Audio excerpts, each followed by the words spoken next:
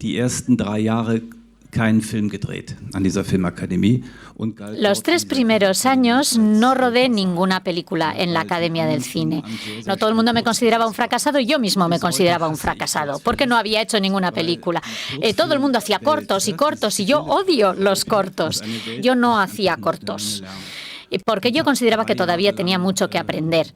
Y entonces estuve 3 años viendo cómo se montaban películas, cómo se hacía el montaje, cómo se rodaban. Yo me iba al archivo de la Academia de Cine, donde tenían 500 películas en 35 milímetros, y nos cogíamos una película de estas y nos la veíamos con detalle. Entonces, este análisis lo que hizo fue enriquecer las películas, y en estos 3 años aprendí muchísimo más que lo que aprendí o lo que hubiera aprendido rodando cortos en la misma Academia del Cine, porque es normal que en la Academia del Cine se rueden películas. La industria del cine lo ve así también, y además los estudiantes y las estudiantes pagan por asistir a estos cursos y por poder tener su oportunidad de rodar. Pero yo no hice eso, yo me dediqué a mirar y mirar. Filme angucken. Und ob nicht das Epigonale die wahre Kunst ist. Lo epigonal es el auténtico cine, el auténtico arte, no la vanguardia. La vanguardia no son los que hacen el verdadero arte, porque los que fueron por delante de mí, quienes son Hitchcock, Hobbes, todos estos ya han pasado delante de mí. Y inventar algo nuevo es prácticamente imposible. Hay que trabajar con lo que se ha quedado por ahí. Hay que pararse, observar, recoger lo que se quedó por el camino. Es como cuando uno va al mercado de las pulgas.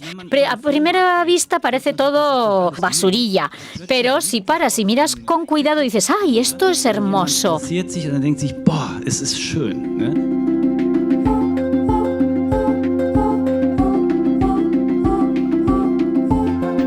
Hola, ¿qué tal? Te damos la bienvenida al Cinema al Día Podcast, el inventario sonoro de algunas de las cosas que suceden en el Festival de San Sebastián.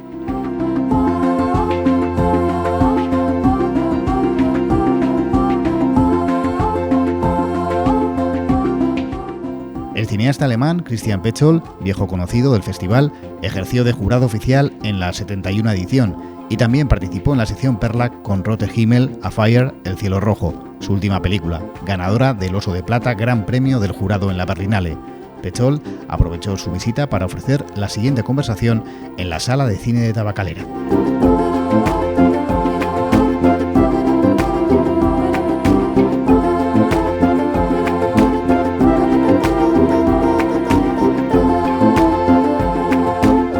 La charla estuvo moderada por Amaya Serrulla, responsable del área Pensamiento y Debate y del Departamento de Documentación y Películas del Festival.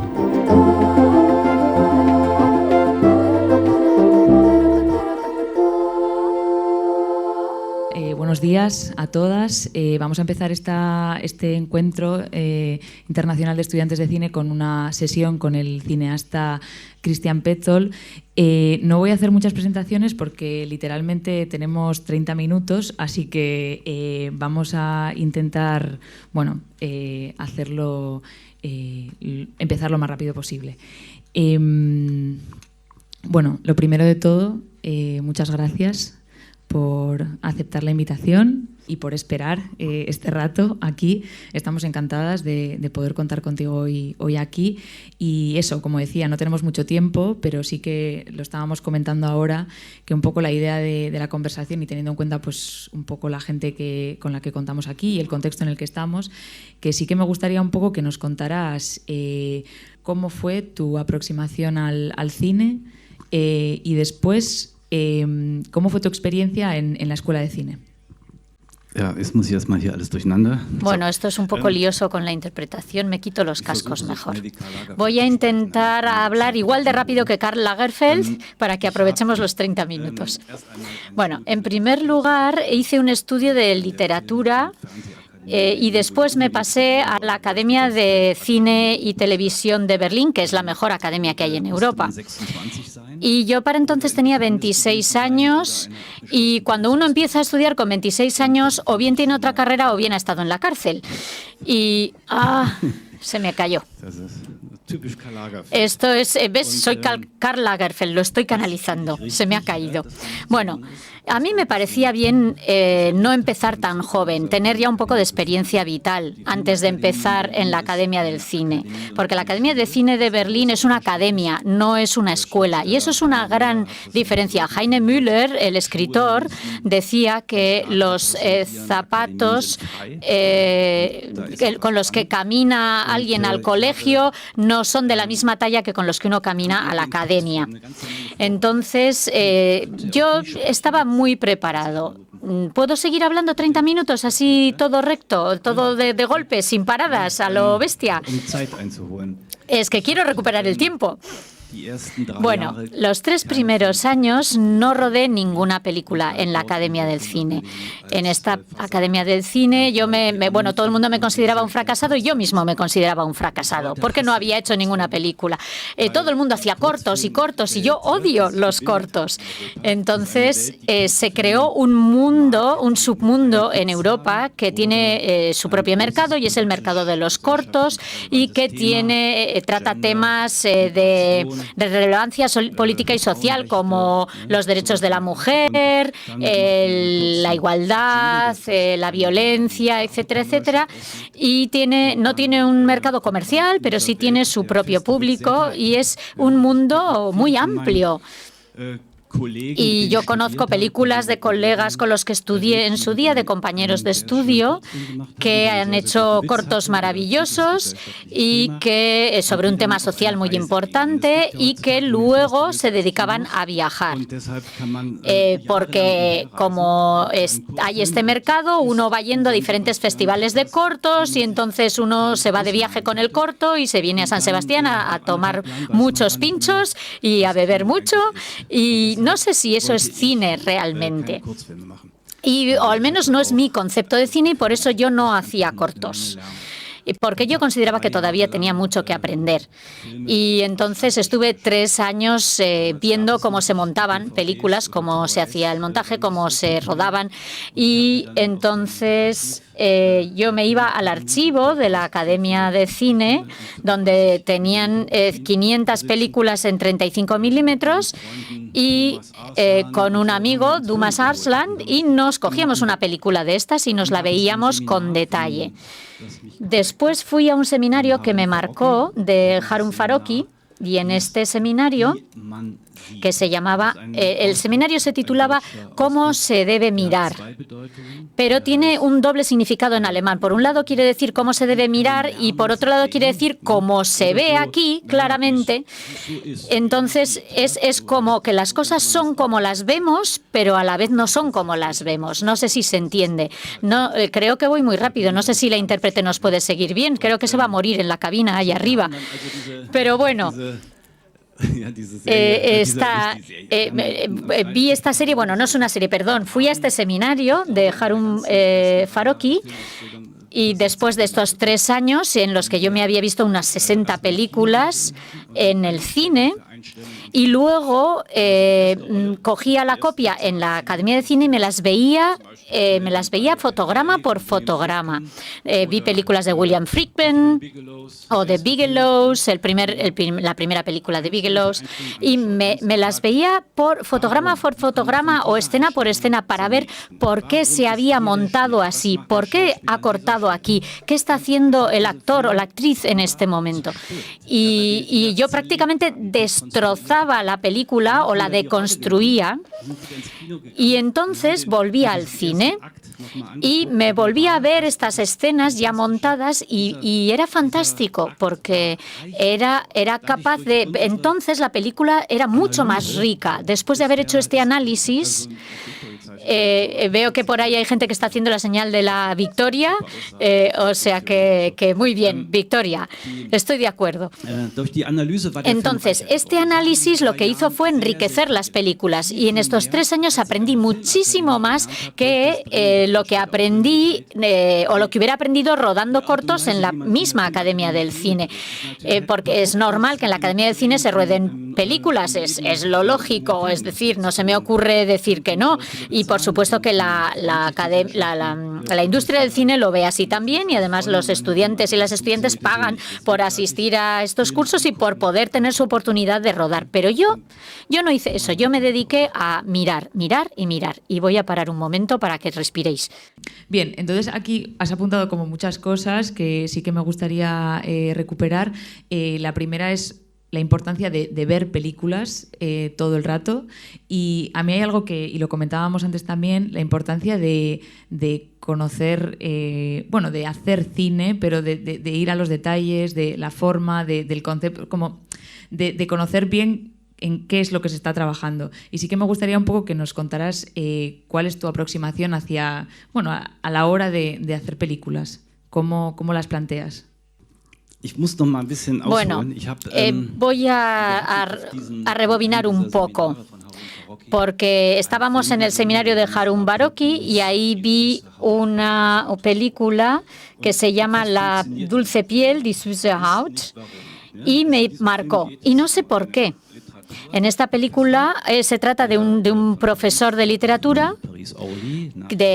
que vuela de París-Orly, del aeropuerto a Lisboa, y está sentado en el avión y está preparando una conferencia, y la azafata, que es Françoise Doliac, que es la hermana de Catherine Deneuve, que es bellísima, que murió en un accidente de coche y que era una actriz maravillosa, realmente maravillosa, y que también hizo un musical en Rochefort que era maravilloso. Bueno, pues esta actriz que representa a la azafata aterrizan, y entonces la azafata se acerca a su zona y corre la cortina. Y la cortina está como a 10 centímetros del suelo, y entonces el profesor se da cuenta a través de esos 10 centímetros que la azafata se cambia los zapatos, porque lleva tacones muy altos y se cambia unos zapatos más cómodos ahora que ya ha corrido la cortina,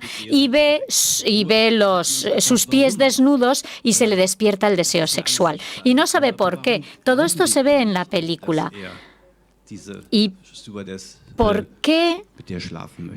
¿Por qué piensa él de repente que esta azafata puede querer pasar la noche con él? Y entonces escuché una entrevista con Truffaut en el que él decía que ahí se había equivocado. Y es tan interesante porque esta escena es tan decisiva en la película de Truffaut, era su cuarta película.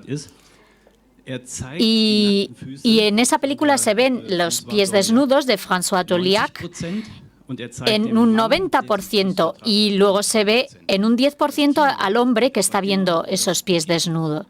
Y se ve el deseo, y el deseo no es el objeto, sino el deseo puro en sí mismo. Porque si mostrara en 90% al hombre y 10% a los pies, entonces estaríamos viendo al hombre que desea, al cazador, por así decirlo, como lo hace Tarantino. Y sin embargo aquí era al revés, y me pareció muy interesante. A mí sí que me gustaría que nos hablaras nos has hablado de que los cortos no te gustan, pero sí que me gustaría que nos hablaras de tu primera incursión en el mundo profesional, en el cine, pero a nivel profesional. ¿Cómo fue? ¿Qué proyecto fue? ¿Y cuál es tu recuerdo de aquello? Yo hice 2 cortos. Y antes leí un texto de Jean Decorat, que dirigía el Festival de Tours y que también decía que odiaba los cortos. Y estos 2 cortos que hice, que en realidad no son cortos, sino que en la música se llamarían más como un videoclip o como un intento, como un capricho, por así decirlo, en los que se muestra algo, hay algo ahí dentro. Y yo había estudiado literatura, y a pesar de todo, en realidad a través de la lectura y la literatura aterricé en el cine. Entonces yo escribí un guión y me divirtió mucho, me gustó mucho escribir. Y entonces se lo enseñé a Harun Farocki, este guión. que saben que ha hecho muchos documentales también, pero que tiene alma de director. Entonces estuvimos afilando los diálogos juntos y para mí esto era como muy pasional. Y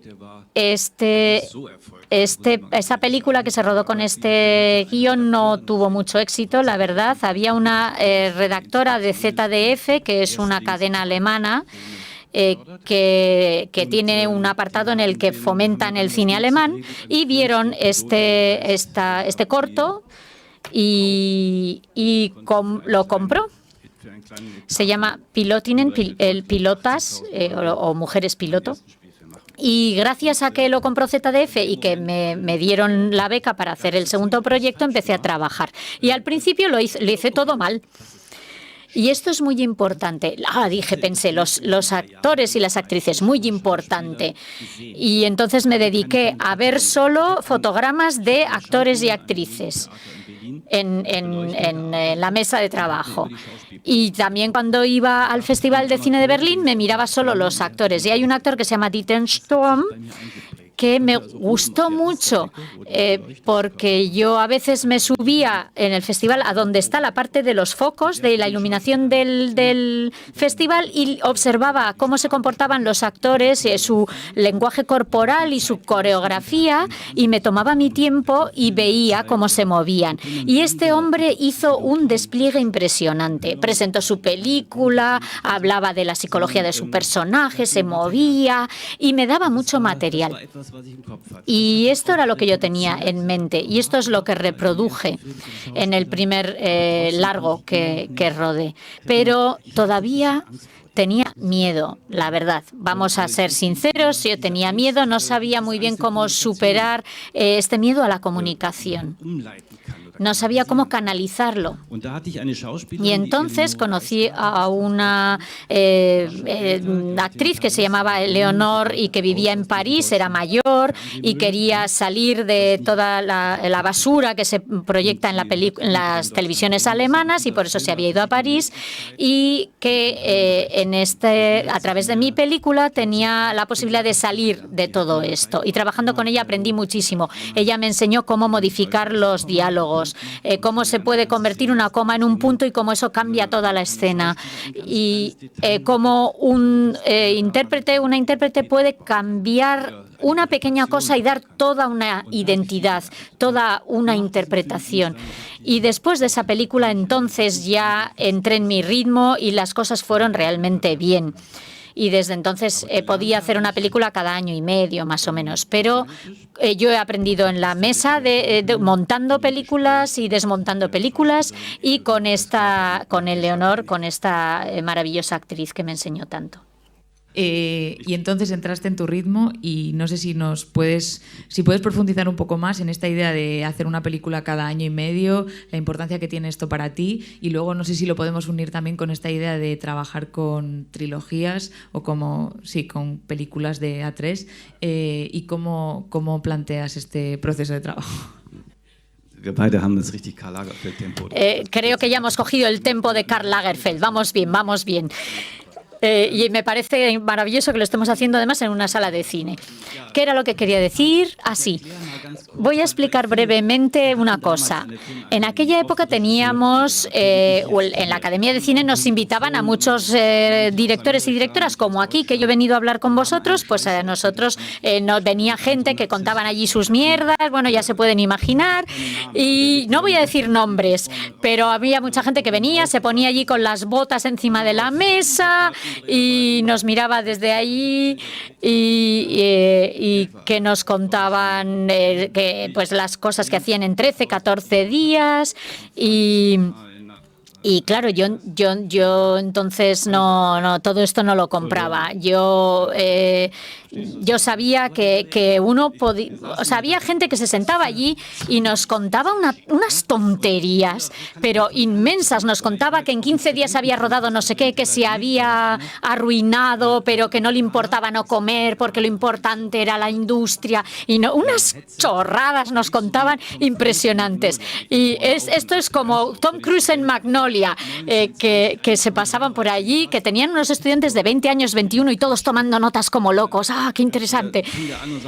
Y había uno que vino y dijo, bueno, sabéis, yo he trabajado en Hollywood, como sabéis, y yo he tenido un trabajo muy bueno, me pagaban $5.000 al mes, y yo tenía un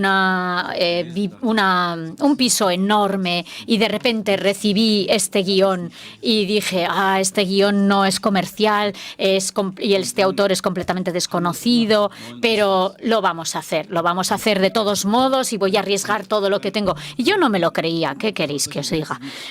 Esas frases de siempre tienes que intentar nadar en el centro del río y frases de esas, es que...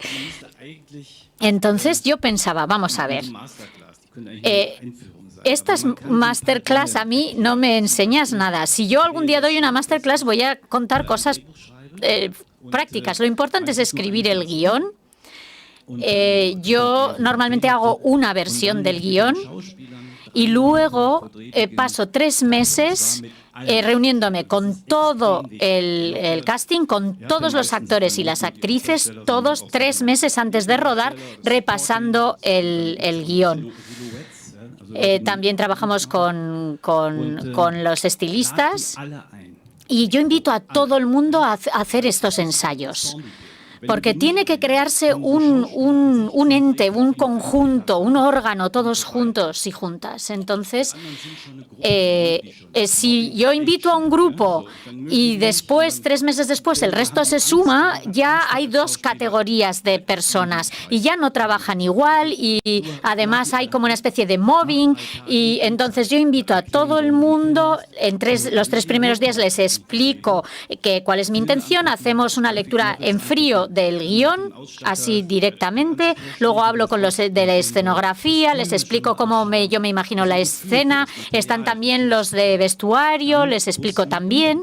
Y después nos metemos todos en un autobús y vamos a todos los lugares de rodaje. Porque no hay nada peor que el rodaje en sí. Y los especialistas de rodaje yo los odio a todos en Alemania, porque son los que se encargan de bloquear la calle para que no haya tráfico y no sé qué, y tienen ese aparatito, están por un lado con el pinganillo, por el otro lado con el teléfono, no dejan pasar a nadie. Y es una actitud un poco imperialista la que tenemos cuando bloqueamos algo para rodar, la verdad. Y yo creo que la gente del lugar se merece su respeto.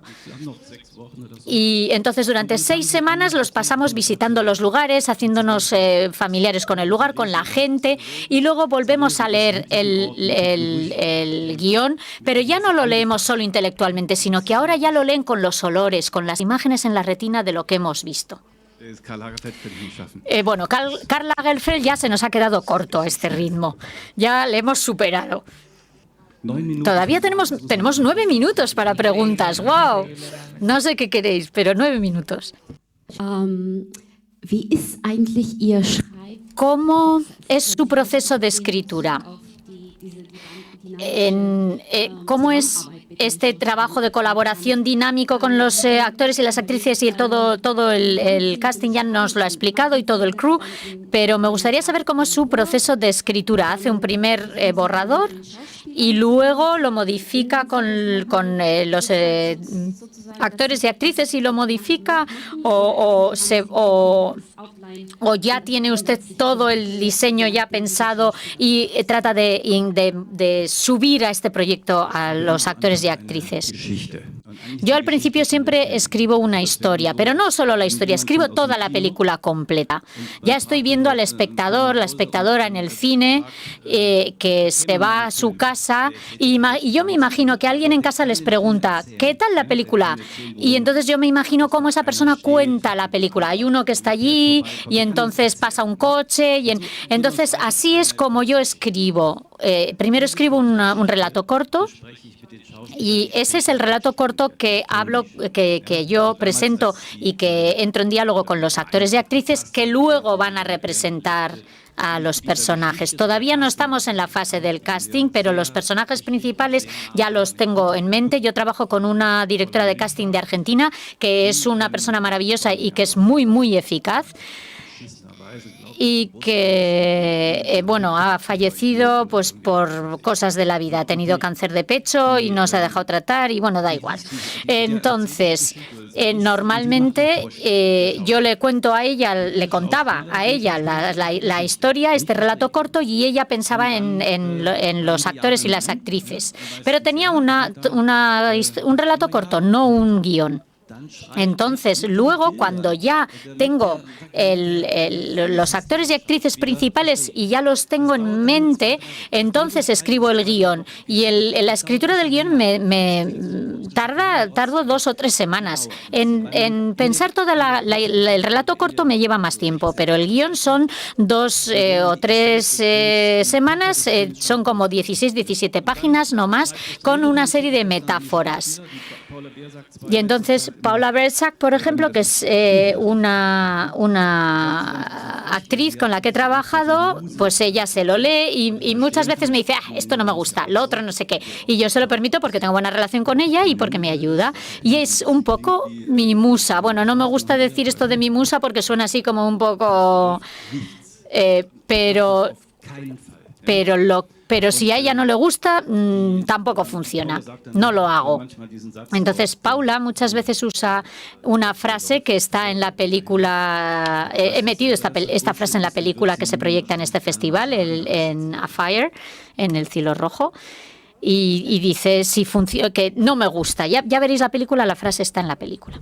Gracias por la charla. Quería preguntarte sobre esta película, sobre A Fire, que me pareció muy interesante a mí cuando acabé de ver la película, que sobre todo en la parte final, tuve la sensación de que pasaban cosas todo el rato, como de golpe empezaban a pasar cosas, y después entendí que era porque seguramente estaba todo filmado desde el punto de vista, ¿no?, del personaje principal, del escritor, y era porque él en el fondo empezaba a darse cuenta, ¿no?, de que había un mundo aparte, ¿no?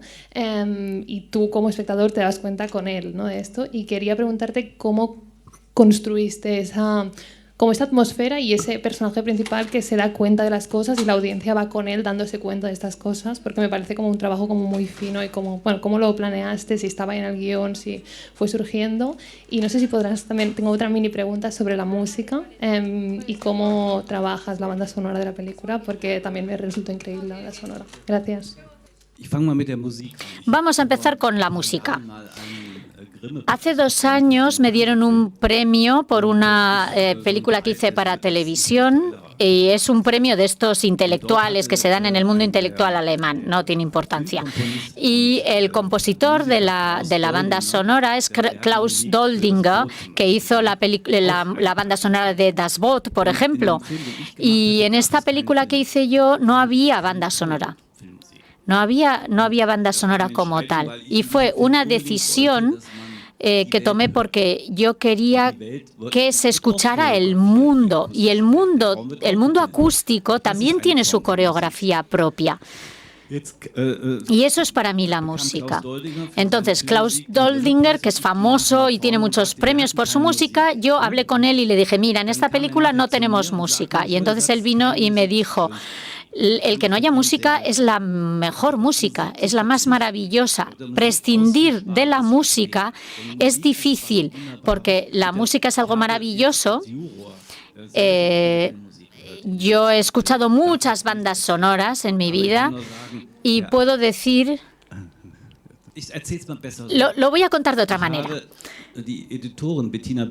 Bettina Böhler, que es una de las editoras de mis películas, que me ayuda a hacer el montaje, es la editora, y me reuní con ella un mediodía porque queríamos hablar de algo, y ella en ese momento estaba con otra persona, estaba montando otra película de otra persona. Y entonces yo me senté con ellos y esa persona estaba encantado. Bueno, nos conocíamos ya y estaba encantado y estaban haciendo una serie y yo les di mi opinión. Esto no funciona, no sé qué. Es algo de los Carpenters. Bueno, estaba poniendo la música de los Carpenters, el Why Do Birds, bla, bla, bla, ya sabéis. Y yo creía que esta música se oye por todas partes, a todas horas. Vas al baño y está en el hilo musical. Y entonces con esta música no puedes conseguir nada en la película, porque trabajar con canciones en este momento está sobrevalorado. Es algo que está en inflación. porque yo conozco muchísimo la música. He sido disc-jockey, he sido vendedor de discos en una tienda, conozco muy bien la música. Y yo estoy de acuerdo con Klaus Doldinger. Primero mira y primero escucha. La música que hemos usado en A Fire hay muy poca música y, sin embargo, sí hay una banda sonora. Se escuchan a las personas cuando están haciendo el amor, se escuchan diferentes cosas y muy al final hay una canción de Sakamoto, que también ha muerto de cáncer y que compuso esta canción o esta melodía cuando se estaba muriendo. Y es la que aparece al final cuando se enfrentaba a la muerte. Y es un recuerdo de esto. Y ¿cuál era la primera pregunta? Había dos partes en la pregunta y he olvidado la primera parte. Entonces, la primera parte de la pregunta, lo que acabo de contar de que he estudiado literatura y de que me llamó la atención esta otra escena de la película en la que se veían los pies de la azafata, y esto para mí fue muy importante, porque dije, esto es una imagen que me anima a hacer un retrato de un artista como el cabrón que es. Porque a mí los artistas en principio me parecen unos cabrones. Así de claro. Entonces, este retrato en el que se puede mostrar a alguien que está sintiendo algo y en realidad no se ve nada. No. En mi película se ve a la mujer que pasa con la bici, se ve que va a hacer la compra, pero no hay deseo, hay como un vacío ahí. Hay que aprender a mirar, hay que aprender a sentir, hay que aprender la empatía, y este es el tema de la película. No sé si he contestado a la pregunta, lo siento. ¿He contestado? Sí, no. Bueno. Había otra pregunta ahí arriba. Buenas tardes y muchas gracias. Yo quería preguntarle al hilo musical sobre su película Ondina, que traza específicamente como un hilo, porque siempre utiliza la misma pieza musical, y quería preguntarle acerca de esta selección en esa película. Muy buena pregunta. Y es un poco hurgar en la herida, debo de decir. Para esta película era Stefan Wilm el que hacía la banda sonora, y lo hizo sin que termináramos la conversación que teníamos en marcha. Yo me compré un CD que es una transcripción de Bach, de un pianista de Islandia al que adoro, me encanta, Olafsson. Y en realidad la música debía ser de este compositor. Y pensé, esto no puede ser. En el amor ocurre que aparecen casualidades, ¿verdad? A veces hay un contacto visual o un roce, y la música es lo mismo. Y Paula Beer deja el lugar en el que se acaba de enterar de que su amante se va a separar y que lo tiene que matar, y ahí se oye una pieza de Bach ordinaria, con todo el ritmo que casi machaca la melodía que Bach había prácticamente transcrito de una melodía antigua de Italia. Y digamos que hizo un plagio, plagió esta melodía italiana. Y esta melodía era tan maravillosa que yo pensé que este motivo pertenece a esta película, a Undine, porque muestra a la vez la ira y el deseo. Y esta proyección en la que se ve una y otra vez cómo sale desnuda del agua como si fuera un objeto para los hombres, es como un objeto. La deseada, la querida, la amante, es un objeto. Y esto pertenece a la figura de Undine. Y yo sabía que Stefan Wilm no iba a conseguirlo hacer así con su música. Y es muy difícil porque llevamos 28 años trabajando juntos y no sabía cómo decirle, esto no lo vas a poder hacer. No, quería preguntarle por cómo utilizan en el proceso de escritura y de puesta en escena de la película elementos genéricos que vienen del cine negro, del thriller, del suspense, o en películas como cómo utiliza algo que ya está que puede ser un lugar común, que está hecho muchas veces en el cine de género y lo vuelve una cosa nueva, ¿no? Como en Phoenix o en Transit, ¿no? Esta idea del thriller del hombre equivocado, ese tipo de elementos. Gracias. Cuando estudiaba literatura y filosofía, todavía me acuerdo, yo acababa de llegar a Berlín, tenía 21 años, llegué en noviembre a Berlín, estábamos a 4 grados bajo cero y yo llegaba con toda mi ilusión y pensé, ¿qué hago ahora con mi vida? Y me fui a la universidad y escuché una conferencia y me metí en esa conferencia solo porque había calefacción. Y porque en mi casa no tenía calefacción, no me la podía permitir. Y en esa conferencia hablaban de lo epigonal. Era un sociólogo y filósofo muy interesante, muy inteligente, Mac Camper se llama, y él decía que la palabra epígono o la palabra avant-garde, vanguardia, viene del lenguaje militar. Avant-garde es, la vanguardia son los soldados que van delante y los epígonos son los que van recorriendo un camino que ya ha sido recorrido y van recogiendo todo lo que se han ido dejando por el camino. Es decir, son los que hacen algo otra vez. Entonces, lo epigonal es el auténtico cine, el auténtico arte, no la vanguardia. La vanguardia, avant-garde, no son los que hacen el verdadero arte, porque los que fueron por delante de mí, quienes son Hitchcock, Hobbes, todos estos, ya han pasado delante de mí. Y inventar algo nuevo es prácticamente imposible. Hay que trabajar con lo que se ha quedado por ahí. Hay que pararse, observar, recoger lo que se quedó por el camino. Es como cuando uno va al mercado de las pulgas. A primera vista parece todo basurilla, pero si paras y miras con cuidado dices, ¡ay, esto es hermoso! Y yo diría que ya llevamos 8.000 años de cansancio, porque hay ya no. ¿Qué vamos a poner en el cine? ¿Qué vamos a poner? ¿Asaltos a bancos? Ya no hay asaltos a bancos. Nadie asalta a los bancos. Vamos a hacer una película sobre el paro. Como se vive el paro hoy en día ya no es lo mismo. Vamos a poner una batalla en la que todo termina en sangre, que tampoco se da ya hoy en día. En las películas de 90 minutos tenemos que mostrar problemas, pero ¿qué problemas? Me parece que cuando hablamos de un género, como puede ser el cine negro, etcétera, ya el género en sí ya no tiene tanto sentido. Yo creo que son series o modas. Tenemos comedias, tenemos humor, tenemos terror, tenemos... pero todo es cine, porque todos abordan problemas actuales y eso es lo que hace el cine y nada más. Yo quería haber dicho así una frase inteligente para terminar, pero veo que ya vamos tarde. Les agradezco mucho su atención.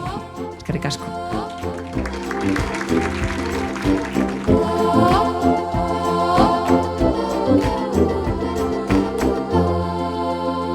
Hasta aquí ha llegado este nuevo episodio de Cinemaldia Podcast, englobado en las actividades del área Pensamiento y Debate. Puedes escuchar más conversaciones y clases magistrales en nuestra página web o en la plataforma que prefieras para escuchar audio. Hasta la próxima. Hurrengo arte.